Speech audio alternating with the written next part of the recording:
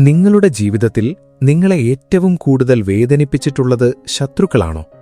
എങ്കിൽ നിങ്ങൾക്ക് തെറ്റി. നമ്മളെ തകർക്കാൻ കാത്തിരിക്കുന്ന രണ്ടു കൂട്ടർ നമ്മുടെ തൊട്ടടുത്തു തന്നെയുണ്ട്.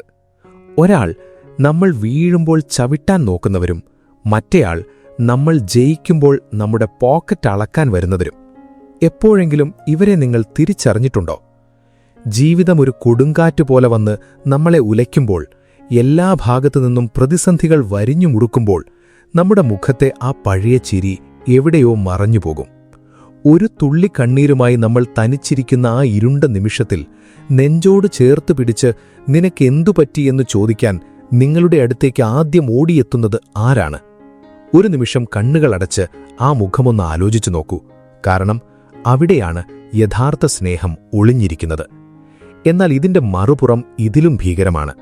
നിങ്ങൾ രാപ്പകലില്ലാതെ കഷ്ടപ്പെട്ട് ഒരു വലിയ വിജയം നേടിയെടുക്കുമ്പോൾ ചുറ്റുമുള്ള ചിലരുടെ മുഖം മാറുന്നത് നിങ്ങൾ ശ്രദ്ധിച്ചിട്ടുണ്ടോ? അപ്പോഴോടിയെത്തുന്ന ചിലരുണ്ട്. അവർക്ക് നിങ്ങളുടെ സന്തോഷമോ നിങ്ങൾ അനുഭവിച്ച കഷ്ടപ്പാടോ അറിയേണ്ടതില്ല. അവർക്കറിയേണ്ടത് ഒരേ ഒരു കാര്യം മാത്രം: നിങ്ങളുടെ പോക്കറ്റിന്റെ കനം. ഇപ്പോൾ മാസം എത്ര കിട്ടുന്നുണ്ട്, ബാങ്കിൽ എത്രയായി എന്നൊക്കെ ചോദിച്ച് അവർ നിങ്ങളുടെ വിജയത്തെ വെറും അക്കങ്ങളിലേക്ക് ചുരുക്കും. ഒരു കാര്യം ഓർക്കുക, നിങ്ങളെ ആത്മാർത്ഥമായി സ്നേഹിക്കുന്ന ഒരു സുഹൃത്ത് ഒരിക്കലും നിങ്ങളുടെ ലാഭനഷ്ടങ്ങളുടെ കണക്ക് ചോദിക്കില്ല. അവർക്ക് പ്രധാനം നിങ്ങളുടെ സന്തോഷമാണ്, അല്ലാതെ നിങ്ങളുടെ വരുമാനമല്ല. ഒരു ക്ഷണവുമില്ലാതെ പെട്ടെന്നൊരു ദിവസം നമ്മൾ നേരത്തെ പറഞ്ഞ കൂട്ടർ നിങ്ങളുടെ വീട്ടിലേക്ക് കയറിവരും. വലിപ്പമുള്ള ചിരിയും ഉള്ളിലൊളിപ്പിച്ച കുശുമ്പുമായി അവർ വന്നുപോയാൽ പിന്നെ നിങ്ങളുടെ മനസ്സിലൊരു വിചിത്രമായ ഭാരവും അശാന്തിയും മാത്രമായിരിക്കും ബാക്കി. നിങ്ങളുടെ കണ്ണീരിലെ വേദന കാണാൻ അവർക്ക് കണ്ണുണ്ടാകില്ല. പക്ഷെ നിങ്ങളുടെ വളർച്ചയുടെ ഓരോ ചുവടും അളക്കാൻ അവർക്ക് 1000 കണ്ണുകളുണ്ടാകും. എത്രത്തോളമെന്നോ, നിങ്ങളുടെ ചായക്കപ്പിലെ പഞ്ചസാരയുടെ അളവ് കൂടിയാൽ പോലും അതിൽ നിന്നും നിങ്ങളുടെ പരാജയം കണ്ടെത്താൻ ശ്രമിക്കുന്നത്രയും വൈകല്യം മനസ്സുള്ളവർ. ഇവരെ തിരിച്ചറിയാൻ വൈകിയാൽ നഷ്ടം നിങ്ങൾക്ക് മാത്രമാണ്. ആചാര്യ ചാണക്യൻ പണ്ടു പറഞ്ഞൊരു സത്യമുണ്ട്: ചില രഹസ്യങ്ങൾ ബന്ധുക്കളോട് പങ്കുവച്ചാൽ ആയുസ് മുഴുവൻ നിങ്ങൾ അതിൽ പശ്ചാത്തപിക്കേണ്ടി വരും. ഇന്ന് ഞാൻ നിങ്ങളോട് പറയാൻ പോകുന്നത് അത്തരം 10 കാര്യങ്ങളെക്കുറിച്ചാണ്. ഇവ നിങ്ങൾ രഹസ്യമായി സൂക്ഷിച്ചില്ലെങ്കിൽ അവർ നിങ്ങളുടെ ജീവിതത്തിന്റെ അടിത്തറ ഇളക്കിയേക്കാം. ഇതിൽ അവസാനമുള്ളവയാണ് ഏറ്റവും പ്രധാനപ്പെട്ടവ. അതുകൊണ്ട് വീഡിയോ മുഴുവനായി കാണാൻ ശ്രമിക്കൂ. ഇതൊരു വെറും വീഡിയോ അല്ല, നിങ്ങളെ തകർക്കാൻ കാത്തിരിക്കുന്നവർക്കുള്ള ഒരു മുന്നറിയിപ്പാണ്. അതുകൊണ്ട് ഓരോ വാക്കും ശ്രദ്ധിച്ചു കേൾക്കുക. ഇത്തരം അനുഭവങ്ങൾ ഉള്ളവരിലേക്ക് ഇതെത്തിക്കുക. നമ്മുടെ ചാനൽ സബ്സ്ക്രൈബ് ചെയ്യാനും മറക്കരുത്. 1. നിങ്ങളുടെ സ്വഭാവത്തിലെ ചെറിയ പോരായ്മകളും ശീലങ്ങളും ഒരിക്കലും ബന്ധുക്കളോട് പങ്കുവെക്കരുത്. ഈ ലോകത്ത് ആരും പൂർണ്ണരല്ല. ചിലർക്ക് ദേഷ്യം കൂടുതലാകാം, ചിലർക്ക് മടിയുണ്ടാകാം, മറ്റു ചിലർക്ക് ക്ഷമ കുറവാകാം. ഇതൊക്കെ മനുഷ്യസഹജമായ കാര്യങ്ങളാണ്. പക്ഷെ ബന്ധുക്കളുടെ കണ്ണിൽ ഇതൊന്നും വെറും ശീലങ്ങളല്ല, മറിച്ച് നിങ്ങളുടെ നിലവാരത്തെ അളക്കാനുള്ള വഴികളാണ്.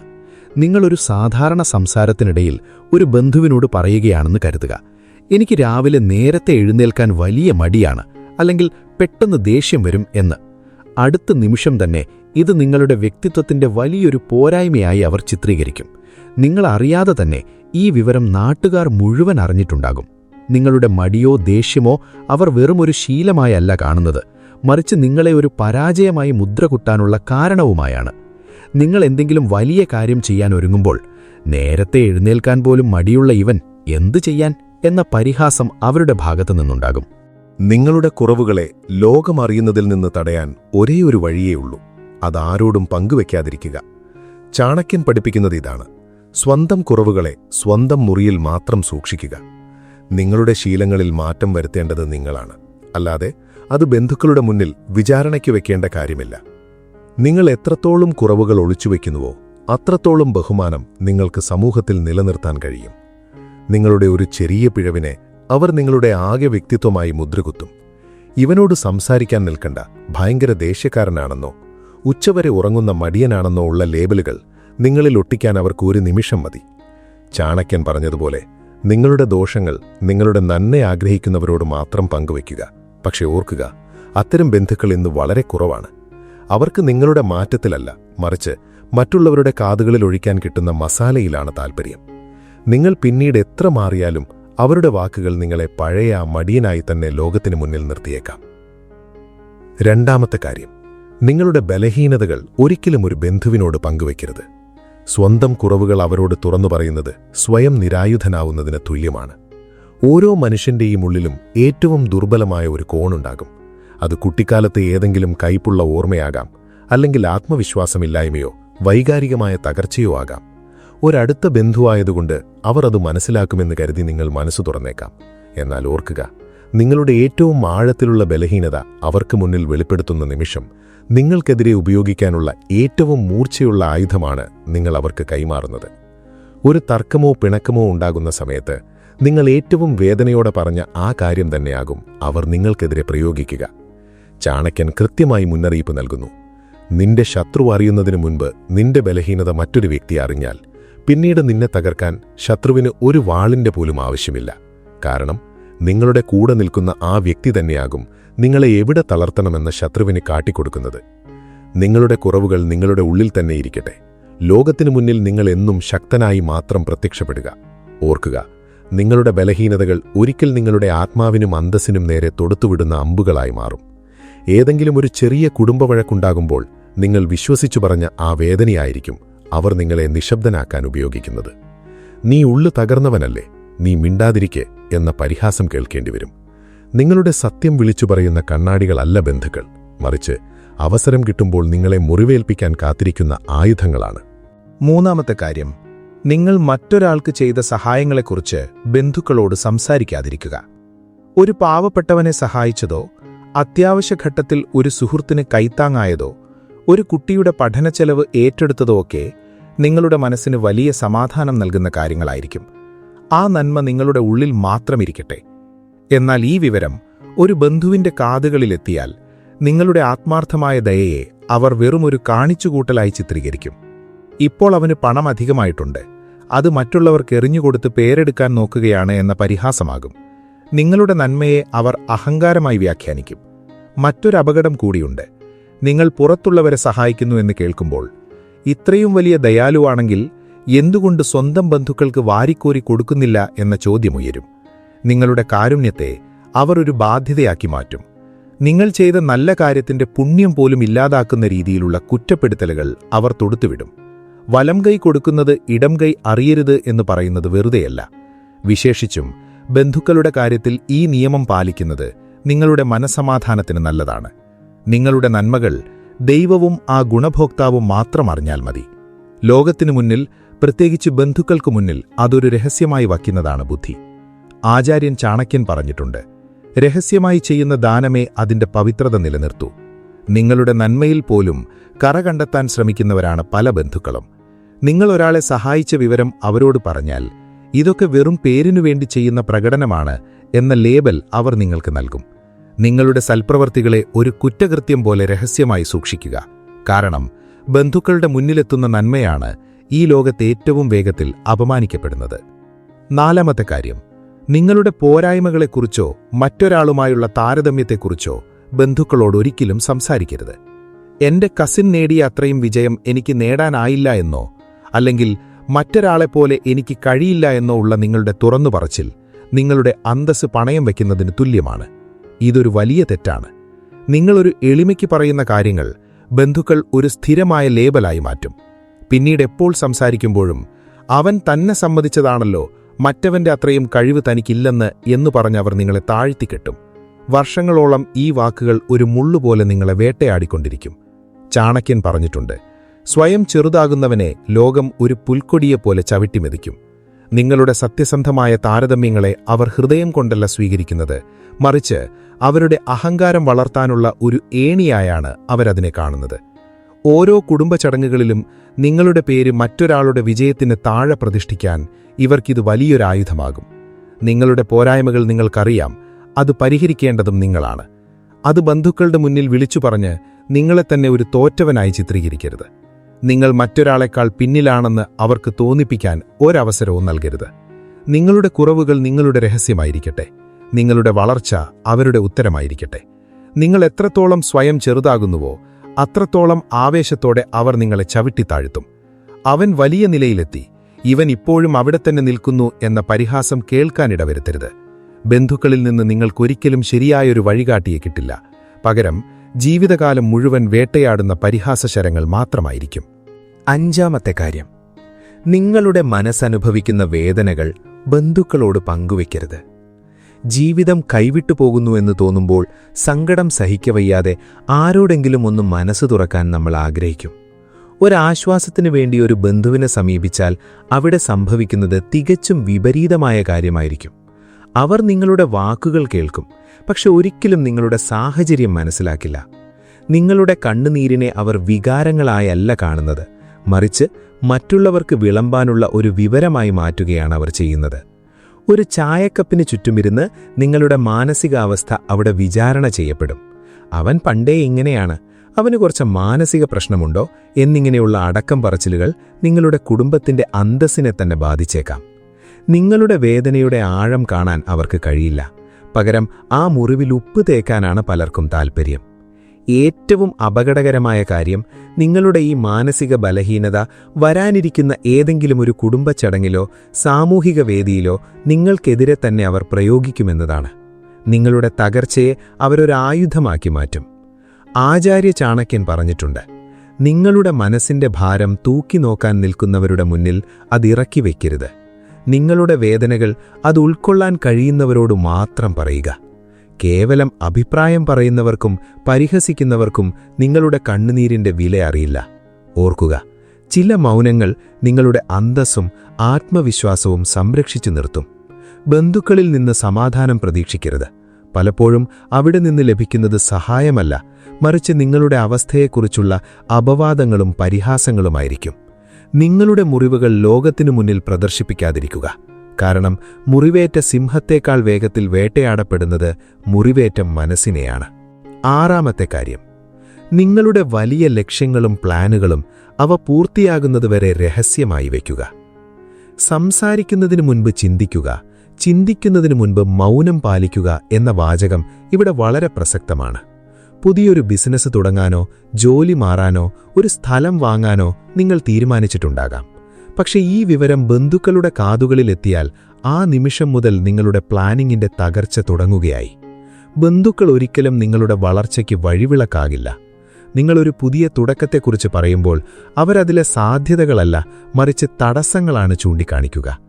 ഇതൊന്നും നടക്കാൻ പോകുന്നില്ല, അപ്പുറത്തെ വീട്ടിലെ പയ്യൻ ഇത് ചെയ്തു പരാജയപ്പെട്ടതാണ് എന്നിങ്ങനെയുള്ള നെഗറ്റീവ് അഭിപ്രായങ്ങൾ പറഞ്ഞ് നിങ്ങളുടെ ആത്മവിശ്വാസം അവർ തകർക്കും. നിങ്ങളുടെ വാക്കുകളല്ല, നിങ്ങളുടെ വിജയമാണ് ശബ്ദിക്കേണ്ടത്. പ്ലാനുകൾ മനസ്സിൽ മാത്രം ഇരിക്കട്ടെ, അത് യാഥാർത്ഥ്യമായി കഴിഞ്ഞാൽ ലോകം താനെ അറിഞ്ഞുകൊള്ളും. ചാണക്യനീതി അനുസരിച്ച് ഒരു കാര്യം തുടങ്ങുന്നതിന് മുൻപ് അത് കൊട്ടിഘോഷിക്കുന്നത് ആ ലക്ഷ്യത്തിലേക്കുള്ള ഊർജം നഷ്ടപ്പെടുത്തുന്നതിന് തുല്യമാണ്. അതുകൊണ്ട് നിങ്ങളുടെ അടുത്ത നീക്കം എന്താണെന്ന് ശത്രുവിനെ പോലെ ബന്ധുക്കളും അറിയാതിരിക്കട്ടെ. ഏഴാമത്തെ കാര്യം, നിങ്ങളുടെ വീട്ടിനുള്ളിലെ വഴക്കുകൾ ഒരിക്കലും പുറത്തുള്ളവരോട് പങ്കുവയ്ക്കരുത്.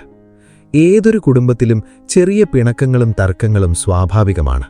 ദമ്പതികൾ തമ്മിലോ മാതാപിതാക്കളും മക്കളും തമ്മിലുള്ള അത്തരം വിള്ളലുകൾ വിവേകത്തോടെ വീട്ടിൽ തന്നെ പരിഹരിക്കാവുന്നതേയുള്ളൂ. എന്നാൽ പലരും ചെയ്യുന്ന വലിയൊരു അബദ്ധം ഈ കാര്യങ്ങൾ ബന്ധുക്കളോട് ചെന്ന് പറയുന്നതാണ്. സത്യം പറയട്ടെ, നിങ്ങളുടെ പ്രശ്നങ്ങൾക്കൊരു പരിഹാരം കാണാനല്ല അവർ വരുന്നത്, മറിച്ച് ആ വാർത്തയിൽ എത്രത്തോളം മസാല ചേർക്കാമെന്ന് നോക്കാനാണ്. നിങ്ങളൊരു സങ്കടത്തിന് അവരോടൊരു കാര്യം പറഞ്ഞാൽ അവരത് മറ്റൊരാളോട് പറയുമ്പോൾ അതിന്റെ രൂപം തന്നെ മാറിയിട്ടുണ്ടാകും. അമ്മ ഭക്ഷണമുണ്ടാക്കിയില്ല എന്ന് ചെറിയ പരാതി അവർ പറയുമ്പോൾ ആ വീട്ടിൽ വലിയൊരു കുടുംബകലഹം നടക്കുന്നു എന്ന രീതിയിലാടും പ്രചരിക്കുക. നിങ്ങളുടെ വീട്ടിലെ സമാധാനം കെടുത്താൻ അവർക്കൊരു ചെറിയ പഴുതുമതി. നിങ്ങൾ പിണക്കം മാറി ഒന്നാകുമ്പോഴും പുറം ലോകം നിങ്ങളുടെ കുടുംബത്തെ പരിഹസിച്ചുകൊണ്ടിരിക്കും. നിങ്ങളുടെ വീട്ടിലെ രഹസ്യങ്ങൾ ആ വീട്ടിന്റെ ചുമരുകൾക്കുള്ളിൽ തന്നെ നിൽക്കട്ടെ. ബന്ധുക്കൾക്ക് നിങ്ങളുടെ വീട്ടിലെ കാര്യങ്ങളിൽ ഇടപെടാൻ അവസരം നൽകുന്നത് സ്വയം കുഴി തോണ്ടുന്നതിന് തുല്യമാണ്. നിങ്ങളുടെ വീട്ടിന്റെ 4 ചുമരുകൾക്കുള്ളിൽ നടക്കുന്നത് പുറം ലോകം അറിയരുത്. നിങ്ങളൊരു സങ്കടത്തിന് ബന്ധുക്കളോട് മനസ്സ് തുറന്നാൽ അടുത്ത ഏതെങ്കിലും കല്യാണ വീട്ടിലോ പൊതുവേദിയിലോ വെച്ച് അവരതൊരു തമാശയായി ചോദിക്കും. നിങ്ങളുടെ സ്വകാര്യതയെ ഒരു ലൗഡ് സ്പീക്കർ പോലെ ലോകം മുഴുവൻ കേൾപ്പിക്കാൻ അവർക്കൊരു നിമിഷം മതി. ചാണക്യൻ പറഞ്ഞതുപോലെ, കുടുംബരഹസ്യങ്ങൾ പുറത്തു പറയുന്നത് ആ കുടുംബത്തിന്റെ വേരുകളിൽ വിഷം കലർത്തുന്നതിന് തുല്യമാണ്. അവർക്ക് നിങ്ങളോട് സഹതാപമില്ല, പകരം നിങ്ങളുടെ ജീവിതം അവർക്കൊരു കോമഡി സീരിയൽ മാത്രമാണ്. എട്ടാമത്തെ കാര്യം, നിങ്ങൾ കടന്നുപോകുന്ന കഷ്ടപ്പാടുകൾ ആരോടും വിളിച്ചു പറയരുത്. ജീവിതത്തിലെ ഏറ്റവും സത്യസന്ധമായ നിമിഷങ്ങൾ നമ്മൾ ഒറ്റയ്ക്ക് പോരാടുന്ന ആ ദിനങ്ങളാണ്. വിശപ്പടക്കാൻ വകയില്ലാത്തപ്പോഴും വലിയ സ്വപ്നങ്ങൾ കാണുന്ന കണ്ണുകൾ, നാളെയെക്കുറിച്ചുള്ള പേടിയിൽ ഉറക്കം നഷ്ടപ്പെട്ട രാത്രികൾ. ഇതെല്ലാം നിങ്ങളുടെ കരുത്തിന്റെ അടയാളങ്ങളാണ്. പക്ഷേ ഈ കഷ്ടപ്പാടുകൾ ബന്ധുക്കളോട് പങ്കുവയ്ക്കുമ്പോഴാണ് പലർക്കും തെറ്റുപറ്റുന്നത്. നിങ്ങൾ എങ്ങനെയാണ് പ്രതിസന്ധികളെ അതിജീവിച്ചത് എന്ന് കേൾക്കാൻ അവർക്ക് താൽപ്പര്യമുണ്ടാകില്ല. പകരം ഇവനിങ്ങനെ തോറ്റുപോകുമായിരുന്നുവെന്ന് എനിക്കപ്പോഴേ അറിയാമായിരുന്നുവെന്ന് പറഞ്ഞ് നിങ്ങളെ പരിഹസിക്കാനാണ് അവർ ശ്രമിക്കുക. നിങ്ങളുടെ വിയർപ്പിനെ അവർ വിലമതിക്കില്ല. പകരം അതിനെ നിങ്ങളുടെ കഴിവുകേടായി അവർ മുദ്രകുത്തും. അതുകൊണ്ടാണ് ചാണക്യൻ ഉപദേശിച്ചത്, നിങ്ങളുടെ പോരാട്ടങ്ങൾ രഹസ്യമായിരിക്കട്ടെ, പക്ഷേ നിങ്ങളുടെ വിജയം ലോകം മുഴുവൻ മുഴങ്ങട്ടെ. നിങ്ങൾ അനുഭവിച്ച കഷ്ടപ്പാടുകൾ പാവപ്പെട്ടവന്റെ കഥയാക്കി മാറ്റാൻ ആർക്കും അവസരം നൽകരുത്. പകരം നിങ്ങൾ ഉയരങ്ങളിലെത്തുമ്പോൾ എല്ലാവരും ചോദിക്കണം, ഇവൻ എങ്ങനെയാണ് ഇത്രയും വലിയ വിജയം നേടിയത് എന്ന്. ആ നിഗൂഢതയാണ് നിങ്ങളുടെ യഥാർത്ഥ ബഹുമാനം.